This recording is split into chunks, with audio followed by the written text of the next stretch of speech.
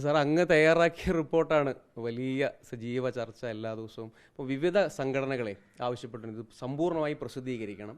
ശുപാർശകൾ അംഗീകരിച്ചിട്ടുണ്ട് എന്ന് സർക്കാർ വിശദീകരിക്കുന്നുണ്ട്. മുഖ്യമന്ത്രിയുടെ ഓഫീസിൽ നിന്ന് തന്നെ ഔദ്യോഗികമായിട്ട് വിശദീകരിച്ചു. അങ്ങാണ് ഈ റിപ്പോർട്ട് സ്വാഭാവികമായിട്ടും തയ്യാറാക്കിയത്. ഉറപ്പായും അത് ക്രിസ്ത്യൻ മൈനോറിറ്റീസിൻ്റെ ബാക്ക്വേർഡ് അതിൻ്റെ കാര്യങ്ങൾ അങ്ങനെ ഒരു സാമൂഹിക നീതിക്ക് വേണ്ടിയുള്ള റിപ്പോർട്ടാണെന്നാണ് ഇവരെല്ലാവരും ഒന്നടങ്കം പറയുന്നത്. അങ്ങ് ഇതിനെ എങ്ങനെയാണ് വിലയിരുത്തുന്നത്?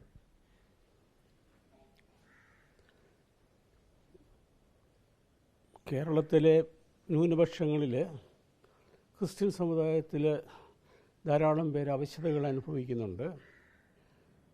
മുസ്ലിം സമുദായത്തിന് വേണ്ടി പണ്ടൊരു കമ്മീഷനിനെ ഉണ്ടാക്കിയിരുന്നു. നേരത്തെ മറ്റുള്ള ഇതിലുമൊക്കെ കമ്മീഷനുമൊക്കെ ഉണ്ടായിട്ടുണ്ട്. ഒത്തിരി ദുരിതങ്ങൾ അനുഭവിക്കുന്ന ആൾക്കാരുണ്ട്. പ്രത്യേകിച്ച് മലയോര കർഷകരായിട്ടുള്ള ആൾക്കാർ, കുട്ടനാട്ട് ജീവിക്കുന്നവർ, അതുപോലെ തീരപ്രദേശത്ത് ജീവിക്കുന്നവർ, മത്സ്യത്തൊഴിലാളികൾ, ഇങ്ങനെയൊക്കെ ധാരാളം ക്രിസ്ത്യൻസ് ഉണ്ട്. കൃഷിക്ക് പോകുന്ന കൃഷിനാശമൊക്കെ വന്നിട്ട് ആകപ്പാടെ ബുദ്ധിമുട്ടിലുള്ളവരുണ്ട്. അതുകൊണ്ട് നോക്കണമെന്ന് പറഞ്ഞു. അപ്പോൾ ക്രിസ്ത്യാനികൾക്ക് മറ്റുള്ള ന്യൂനപക്ഷങ്ങളുമായിട്ട് ഡിസ്ക്രിമിനേഷൻ വല്ലതും ഉണ്ടോ? അതുപോലെ എന്തെങ്കിലും അവശതകളുണ്ടോ?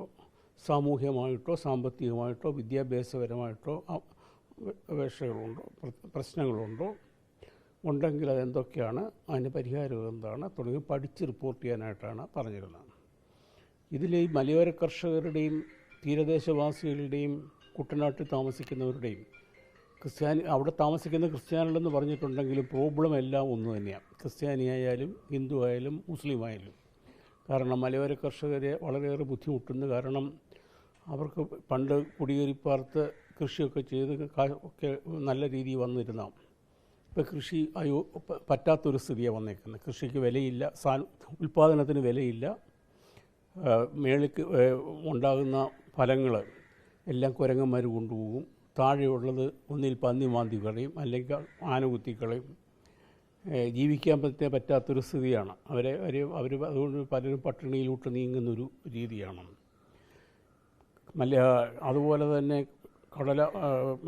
കടൽ തീരങ്ങളിൽ താമസിക്കുന്ന ആൾക്കാർ, തീരദേശവാസികൾ, കടലാക്രമണങ്ങൾ ധാരാളം ഉണ്ടാകുന്നുണ്ട്. അവർക്ക് ഇപ്പം ഈ പുതിയ നിയമങ്ങളനുസരിച്ച് അതിൽ നിന്നൊക്കെ അടുത്ത് താമസിക്കുന്നവരൊക്കെ മാറ്റി താമസിപ്പിക്കുന്നുണ്ട്. അവർക്ക് വീടൊരു വെക്കണമെങ്കിൽ 2-3 ലക്ഷം രൂപ കൊണ്ടൊന്നും ആകത്തില്ല.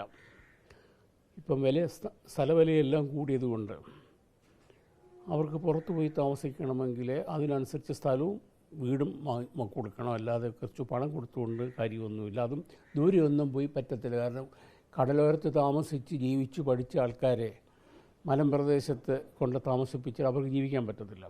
അപ്പോൾ അതിനോടനുബന്ധിച്ചുള്ള സ്ഥലങ്ങളിൽ എവിടെയെങ്കിലും അവരുടെ ജീവിതശൈലിയെ നോക്കുന്നുണ്ട്. അതുപോലെ നിർബന്ധമായിട്ട് അത് കടലിൽ പോകാൻ പാടില്ല എന്ന് പറഞ്ഞാൽ പല ദിവസങ്ങളും കാലാവസ്ഥ അനുസരിച്ച് വരുന്നുണ്ട്. അത് നല്ല കാര്യം. കാരണം അവർക്ക് അവരുടെ ജീവനെ രക്ഷിക്കാൻ വേണ്ടിയാണ്. പക്ഷേ ഒരു ഫാക്ടറിയും മറ്റും അങ്ങനെ ലേ ഓഫ് ചെയ്ത് കഴിഞ്ഞാൽ ഒരു നഷ്ടപരിഹാരം കിട്ടും. അപ്പോൾ ഇവർക്ക് വരുമാനത്തിന് കുറച്ച് അരി മാത്രം കൊടുത്തുകൊണ്ട് ജീവിക്കാൻ പറ്റത്തില്ല. അവർക്ക് വരുമാനത്തിനുണ്ട്. ശരിക്കും പറഞ്ഞാൽ തീരദേശത്ത് താമസിക്കുന്ന ആൾക്കാർക്ക് വലിയ ബുദ്ധിമുട്ടുണ്ട്. പ്രത്യേകിച്ച് മത്സ്യബന്ധനത്തിൽ മാത്രം ജീവിക്കുന്നവർക്ക് അവർക്ക് വളരെയേറെ ബുദ്ധിമുട്ടുണ്ട്. ക്രിസ്ത്യാനികളിൽ നല്ലൊരു ശതമാനം ലത്തീൻ കത്തോലിക്കര ആ ഭാഗത്ത് താമസിക്കുന്ന പ്രത്യേകിച്ച് എറണാകുളം, ആലപ്പുഴ, കൊല്ലം, തിരുവനന്തപുരം മുതൽ ജില്ലയിൽ കടലാക്രമണം പല ബുദ്ധിമുട്ടുകൾ. ഇപ്പോൾ തിരുവനന്തപുരത്താകുന്നൊരു പ്രത്യേകതയും കൂടുണ്ട്. കാരണം അവർ അധിവസിച്ചിരുന്ന സ്ഥലത്ത് ആണ് തുമ്പ വന്ന് ഒത്തിരി സ്ഥലങ്ങളൊക്കെ കയറിയത്. എയർപോർട്ട് വന്നു, ഇപ്പം വിഴിഞ്ഞം വന്നു, ചില ടൂറിസ്റ്റ് കേന്ദ്രങ്ങൾ വന്നു. അങ്ങനെ അവർ താമസിച്ചുകൊണ്ടിരുന്ന സ്ഥലങ്ങളിലൊക്കെ എസ്റ്റാബ്ലിഷ്മെൻറ്റായി. പകരം ഇവർക്ക് താമസിക്കാൻ സ്ഥലമില്ല. ഉള്ളിടത്ത് തന്നെ വേണ്ട സൗകര്യങ്ങളില്ല. അതുപോലെ കുട്ടനാട്ടിലാണെങ്കിൽ 6-7 നദികൾ ഒഴുകി വരിക. അപ്പോൾ ഈ നദികളൊക്കെ ഒഴുകി വരുന്നിട്ട് മുഴുവൻ അഴുക്കുകളെല്ലാം വന്ന് തോട്ടിലൊക്കെ വന്ന് അടഞ്ഞ് കിടക്കുക. അപ്പോൾ ഒരു മഴവെള്ളം വന്നാൽ പോലും ഇപ്പം വെള്ളപ്പൊക്കം പഴയതുപോലെയല്ല. മറ്റേത് ഇടവപ്പാതിക്കും തുലാവർഷത്തിലും മാത്രമേ ഉള്ളായിരുന്നു ഒരു വെള്ളപ്പൊക്കം വരുന്നത്. ഇപ്പോൾ എപ്പോഴും വെള്ളപ്പൊക്കം. കാരണം എല്ലാം അടഞ്ഞു കിടക്കുക. അപ്പോൾ ആ തോടുകളെല്ലാം മാറണം. അത് വളരെ സയൻറ്റിഫിക്കായിട്ട് ഇത് റിസർച്ച് ചെയ്തവരൊക്കെ വിസ്തരിച്ചിട്ടാണ് നമ്മൾ അങ്ങനൊരു തീരുമാനങ്ങളുണ്ടായത്. അതുപോലെ കുടിവെള്ളം അവർക്ക് വലിയ പ്രശ്നമാണ്. അപ്പോൾ അതൊക്കെ അവരുടെ പ്രശ്നങ്ങളെക്കുറിച്ചൊക്കെ പരിഹാരമാർഗ്ഗങ്ങൾ പറഞ്ഞിട്ടുണ്ട്. വന്യമൃഗങ്ങളിൽ നിന്നുള്ള രക്ഷയ്ക്ക് ഫോറസ്റ്റ് കൺസർവേറ്ററൊക്കെ വിസ്തരിച്ചിട്ട് ആണ് അതിൻ്റെയൊക്കെ ചെയ്തത്. അതുപോലെ തന്നെ ദളിത് ക്രിസ്ത്യൻസ് അവർക്ക് ശരിക്കുള്ള പിന്നെ SC കാറ്റഗറിപ്പെട്ടതിലും കുറഞ്ഞ നിലവാരമാണ് അവർക്കുള്ളത്. ഈ സഭകൾ ഇതൊന്നും കാര്യമായിട്ടൊന്നും അവർക്ക് ചെയ്യുന്നില്ല. സഭയുടെ എസ്റ്റാബ്ലിഷ്മെൻറ്റിലും സ്ഥാപനം അങ്ങനെ വലിയ ജോലിക്കുള്ള വലിയ സ്കോപ്പൊന്നുമില്ല. കഴിഞ്ഞ 5-6 കൊല്ലമായിട്ട് അവർ പറയണത് സർക്കാർ ജോലി അവർക്ക് കിട്ടിയിട്ടേ ഇല്ലെന്ന്, ഒറ്റ അക്കൂലം കിട്ടിയിട്ടില്ലെന്നാണ്. അവർക്ക് ആവശ്യമായ സംരക്ഷണം നൽകണം. ഇതൊക്കെയാണ് നമ്മുടെ റിപ്പോർട്ടിൻ്റെ പ്രധാന ഭാഗങ്ങൾ. പിന്നെ മറ്റുള്ള മൈനോറിറ്റി കൊടുക്കുന്ന എല്ലാ ബെനിഫിറ്റും പ്രപ്പോർഷനായിട്ട് അവരെ ആരെയും എടുക്കാൻ പറഞ്ഞിട്ടില്ല. അവർക്ക് കൊടുത്ത പോലെ തന്നെ ഒരു എമൗണ്ട് ഒരു പ്രപ്പോർഷനായിട്ട് ജനസംഖ്യ അനുസരിച്ച് കൊടുക്കണമെന്നാണ്. കാരണം വെൽഫെയർ സ്കീമുണ്ട്, ടീച്ചേഴ്സിന്, ഇങ്ങനെ പലതും ഇങ്ങനെ പറഞ്ഞിട്ടുണ്ട്. ഇതൊക്കെ സർക്കാർ പറഞ്ഞു. ഈ സർക്കാരായിട്ടായിരിക്കും ഇങ്ങനൊരു കമ്മീഷൻ നിയമിച്ചത്. അതുകൊണ്ട് ഞങ്ങൾ പഠിച്ച് വളരെ കാര്യമായിട്ട്, അതും കൂടുതൽ ഒരു മെമ്പറായിരുന്ന ജേക്കബ് പുന്നൂസ് വളരെ കാര്യമായിട്ട് പഠിച്ച് ഞങ്ങൾ റിപ്പോർട്ട് തയ്യാറാക്കി 3 പേരും കൊടുത്ത് ഡിസ്കസ് ചെയ്ത് ഏതായാലും കമ്മീഷൻ്റെ റിപ്പോർട്ട് ഒപ്പിട്ട് കഴിഞ്ഞ് അധികം താമസിച്ചത് തന്നെ ഒരു മെമ്പർ മരിക്കുകയും ചെയ്തു. അപ്പം അദ്ദേഹം എല്ലാം ഒപ്പിട്ട് കഴിഞ്ഞ് പിന്നാണ് സംഭവിച്ചത്. ഞങ്ങൾ സബ്മിറ്റ് ചെയ്തു. പിന്നെന്താ നടന്നതെന്ന് നമ്മൾ നോക്കേണ്ട കാര്യമില്ല. അതിൽ ഞങ്ങൾക്ക് അതിൻ്റെ അധികാരവും ഇല്ല, കർത്തവ്യമില്ല. ഒന്നാമത് ഇപ്പോൾ രാഷ്ട്രീയ ഇലക്ഷനൊക്കെ വരുന്ന സമയമാണ്. എനിക്കൊന്നും ഒരു രാഷ്ട്രീയവും ഇല്ല. ഇത്രയും പ്രധാനപ്പെട്ട, ഇത്രയും ഡീറ്റെയിൽഡ് ആയിട്ട്, ഇത്രയും പ്രമുഖരായിട്ടുള്ള ആളുകൾ പഠിച്ച ഒരു റിപ്പോർട്ടാണ്. അപ്പോൾ അതൊന്ന് ആക്സസ് ചെയ്ത് അതൊന്ന് പഠിക്കണം, വായിക്കണം, ഞങ്ങൾക്കും അത് മനസ്സിലാക്കണം എന്ന് ആഗ്രഹിക്കുന്ന ഒരുപാട് ആളുകളുണ്ട്. അവരത് പരസ്യമായി അവരുടെ ആ ഡിമാൻഡാണ് ഇപ്പോൾ പറയുന്നത്. അതുകൊണ്ടാണ് ഇത് സജീവ ചർച്ചയാകുന്നത്. കാരണം ഇത്ര വലിയ കാര്യമായി ഒരു പഠനം നടന്ന ഒരു സംഗതിയാണല്ലോ. അതിലെ പ്രധാന ശുപാർശകൾ 220 എണ്ണവും അതിൻ്റെ ഉപശുപാർശകളും സർക്കാർ ഏതാണ്ട് 1.5 വർഷം മുമ്പ് എല്ലാ ഡിപ്പാർട്ട്മെൻ്റൽ ഹെഡ്സിനും സെക്രട്ടറീസിനും ഒക്കെ അയച്ചു കൊടുത്തു. ഇതെങ്ങനെ നടപ്പാക്കാൻ കഴിയുമെന്ന്.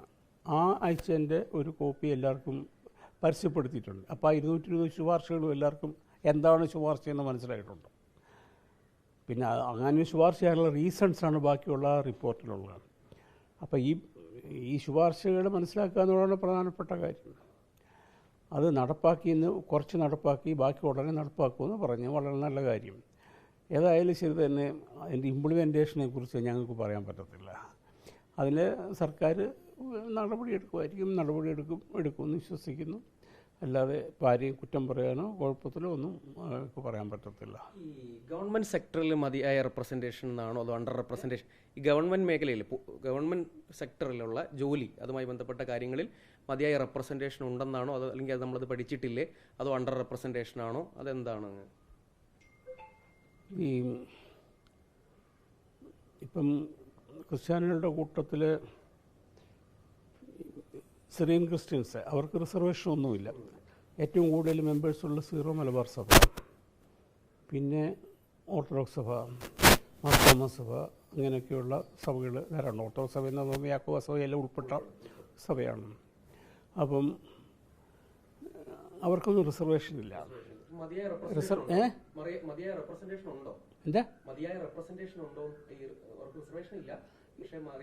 ഇല്ലില്ല, അവർക്ക് ഇല്ല. അപ്പോൾ റിസർവേഷൻ ഇല്ലാത്തതുകൊണ്ട് അവർ നല്ലൊരു മാർക്ക് ജോലി കിട്ടാത്തതുകൊണ്ട് ധാരാളം പഠിത്തമുള്ളവരുണ്ട്.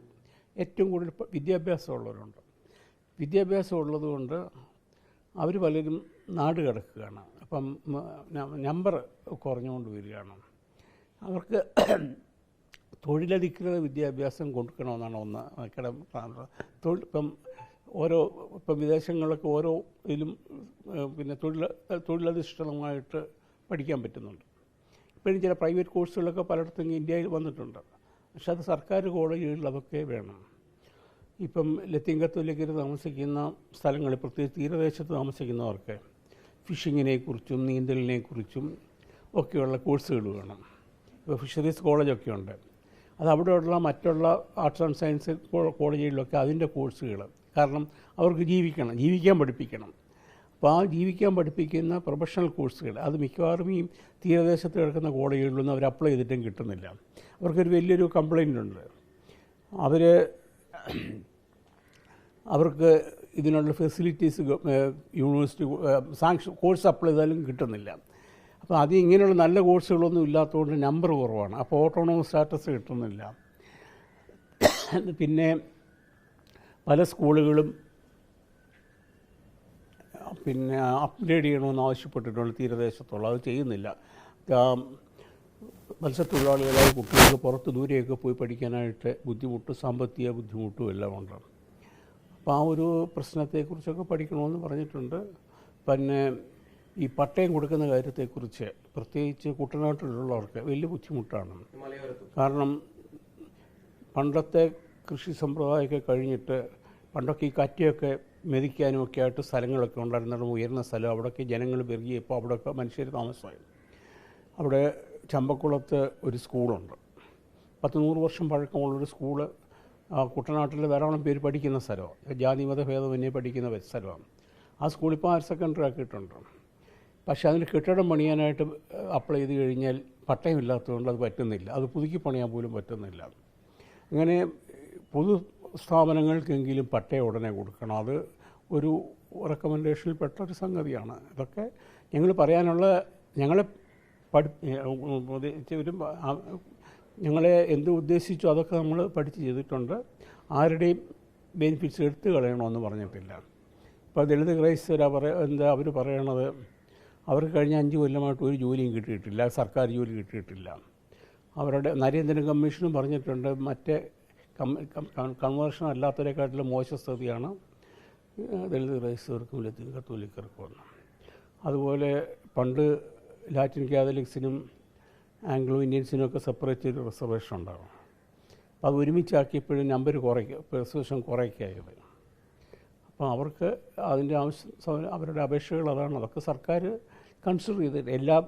ഇപ്പം നമുക്ക് ഒരു ഗ്രൂപ്പിൻ്റെ പ്രശ്നം പഠിക്കാൻ പറഞ്ഞു, അതെല്ലാം റീസണബിൾ ആയിരിക്കണമെന്നില്ല.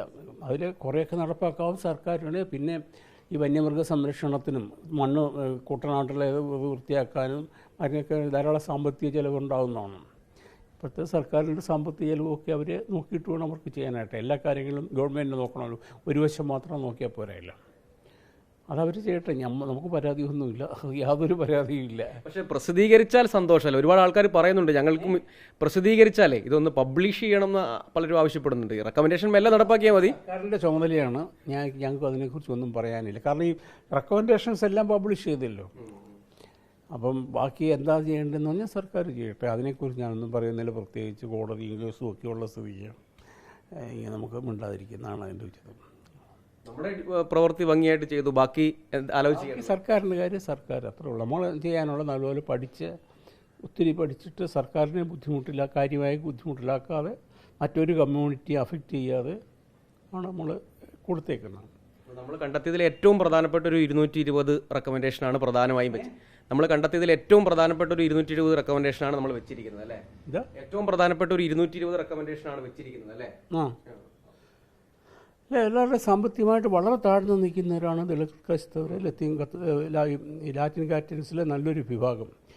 പിന്നെ കണ്ണൂർ ഭാഗത്തും കാഞ്ഞിരപ്പള്ളി ഭാഗത്തും ഒക്കെ ലത്തീൻ കത്തോലിക്കർ കുറച്ച് പേരുണ്ട്. അവരൊക്കെ എസ്റ്റേറ്റിലെ തൊഴിലാളികളും അങ്ങനെയൊക്കെയുള്ള ഒരു മാനുവൽ ലേബറേഴ്സാണ്. അവരുടെ സ്ഥിതിയൊന്നും മെച്ചമൊന്നുമില്ല. കാരണം കാർഷിക സ്ഥിതി പോയി കഴിയുമ്പോൾ അതിലെല്ലായിടത്തും പ്രശ്നങ്ങളുണ്ടായിട്ടുണ്ട്. അപ്പം ഈ സീറോ മലബാറും സഭയിലെയും മറ്റൊരു സഭയിലും ഒക്കെ ആൾക്കാരുണ്ടെന്ന് പറഞ്ഞാലും പലർക്കും പഴയതുപോലൊന്നുമില്ല. സ്ഥലങ്ങളൊക്കെ കുറഞ്ഞു. പിന്നോക്കാവസ്ഥയുള്ളവർ ധാരാളം പേരുണ്ട്. കാരണം എന്താണെന്ന് പറഞ്ഞു കഴിഞ്ഞാൽ അത് അവർ കണക്കൊക്കെ തന്നിട്ടുണ്ട്. അപ്പോൾ അവർക്കും സ്വന്തമായിട്ട് വീടുള്ളവരുമൊക്കെ കുറഞ്ഞു. പിന്നെ ഈ പുറമേ ആഭിജാത്യം കാണിക്കുന്നവരും ഒക്കെയുണ്ട്. കയ്യിലൊന്നുമില്ലെങ്കിലും പട്ടിണി കിടന്നാലും ഒരാൾ വെച്ച് ഒരു കാശ് ചോദിക്കാൻ വയ്യാത്തൊരു സ്ഥിതി, ആഭിജാത്യം ഉന്നത കുലജാതനാന്നുള്ള രീതിയിൽ നടക്കും. അത് സെറിയാനി ക്രിസ്ത്യാനികളുടെ ഇടയിൽ സീറോ മലബാർ ആണെങ്കിലും ഓർത്തഡോക്സ് ആണെങ്കിലും അങ്ങനൊരു ചിന്താഗതിയുണ്ട്. അതിന് പുറമേ ആരില്ല അറിയിക്കത്തില്ല. മരുന്ന് വാങ്ങിക്കാൻ കാശില്ലെങ്കിൽ മരുന്നില്ലാതെ മരിച്ചു പോകുന്നുള്ളതൊക്കെ കവിഞ്ഞ് ആരെയും ബുദ്ധിമുട്ടിക്കാതെ ജീവിക്കുന്നൊരു സംഗതിയാണ്. ഏതായാലും എല്ലാ സമൂഹത്തിലും ഉണ്ട്. അത് പക്ഷേ അത് ഇവർക്ക് മാത്രമല്ല, എല്ലാ സമുദായത്തിലും വിഷമങ്ങളും അനുഭവിക്കുന്ന ധാരാളം ആൾക്കാരുണ്ട്. എന്തായാലും സർക്കാർ ഉചിതമായ കാര്യം ചെയ്യട്ടെ അല്ലേ? സർക്കാർ യുക്തം പോലെ ചെയ്യട്ടെ. കോടതിയിലൊക്കെ ഉണ്ടല്ലോ, അതൊക്കെ അവർ ചെയ്യട്ടെ. നമ്മൾ ജോലി ചെയ്തു, അത് മാത്രമുള്ള സന്തോഷം.